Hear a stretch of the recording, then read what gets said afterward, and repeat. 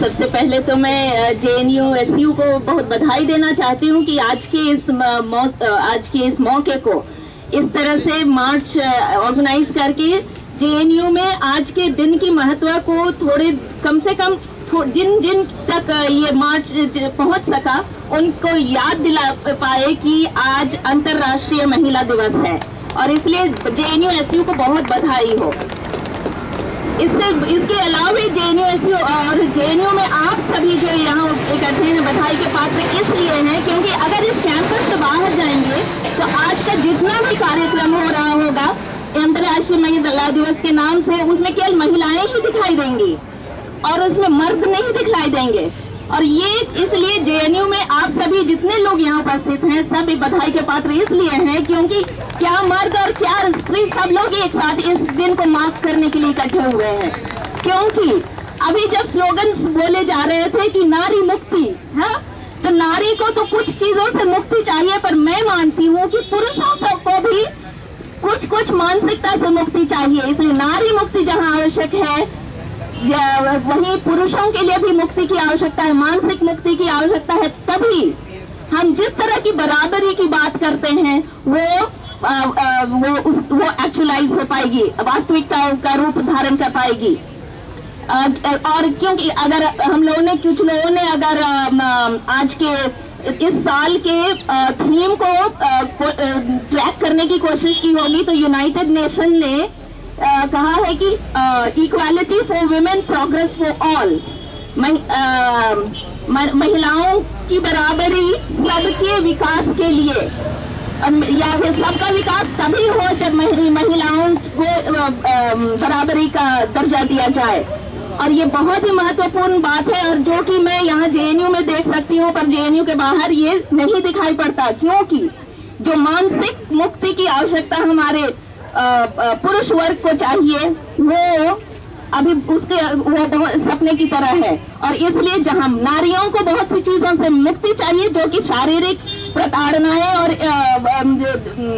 Inequality की बातें हैं, जहां बहुत से शोषण की बातें वो होती हैं, पर पुरुष वर्ग को भी मानसिक मुक्ति की आवश्यकता है। मैं याद करती हूँ 40 साल पहले, आप लोग कोई नहीं थे,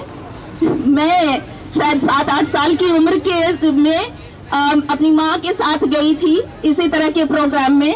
और वहाँ केवल महिलाओं का ही और औरतों का ही प्रोग्राम हुआ करता था। और आज भी 40 साल बाद भी बड़े बड़े प्रोग्राम्स में केवल महिलाएं ही इकट्ठी होती हैं। तो 40 साल में हम लोग कहाँ पहुँचे हैं? बहुत कम, कुछ उपलब्धियां हुई हैं, जैसे महिलाओं को कम और मर्दों को ज्यादा वेतन मिलते थे, वो शायद लगभग बराबर हो रहा है। तो इस तरह की गिने चुने उपलब्धियां हैं जो कि 40 साल के दौर में मैंने देखा है, 50 से थोड़ा ऊपर हूँ इसलिए, परंतु अभी लड़ाई बहुत बाकी है। और अगर इस तरह जिस तरह का सामंजस्य, जिस तरह का एक दूसरे को सपोर्ट करने का भाव JNU के कैंपस में हम देख सकते हैं, वो अगर हम बाहर लेकर जाएंगे, मेरे ख्याल से नारी मुक्ति और जो हम बराबरी की बात, डिग्निटी की बात, इंटीग्रिटी की बात करते हैं, वो सब तभी कामयाब हो पाएगा। और इसलिए इसको एक मुहिम की तरह, एक लड़ाई की तरह लेकर जब तक हम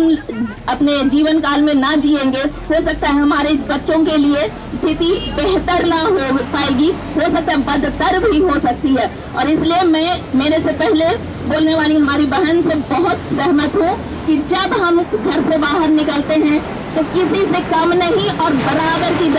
नजर से हम अपने आप को सोचें, ताकि और भी हमें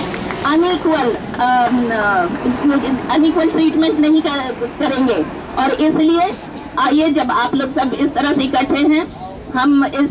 बात को हमेशा अपने जहन में रखें कि ये बराबरी की लड़ाई है, ये डिग्निटी की लड़ाई है। और जब तक ये नहीं होगा और महिलाएं कुछ चीजों से मुक्त हों और हमारा पुरुष वर्ग भी मानसिक रूप से, पितृसत्ता से, इन सब से मुक्त होने सके, क्योंकि महिलाएं पितृसत्ता से ग्रसित नहीं है, पुरुष ही मानसिक रूप से पितृसत्ता से ग्रसित है, ये मेरा मानना है। तो हम सभी जब तक एक दूसरे के साथ इस लड़ाई में नहीं रहेंगे, शायद हमारे बच्चों के लिए स्थिति बेहतर नहीं हो पाएगी। सबको आज के दिन की बहुत शुभकामनाएं और बधाई है।